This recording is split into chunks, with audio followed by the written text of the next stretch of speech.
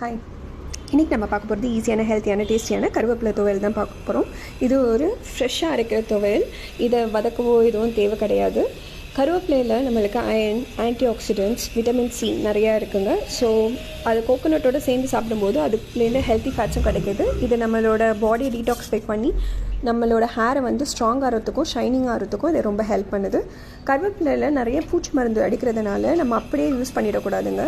Wash பண்ணிவிட்டு இன்னொரு தண்ணியில் கொஞ்சம் 1/4 ஸ்பூன் கல்லுப்பு, 1/4 ஸ்பூன் மஞ்சத்தூள் போட்டு இந்த கருவேப்பிலையும் போட்டு ஒரு 5 மினிட்ஸ் விட்டுருங்க. அதுக்கப்புறம் ஒரு தண்ணியில் அலசிட்டு அதுக்கப்புறம் யூஸ் பண்ணுங்கள்.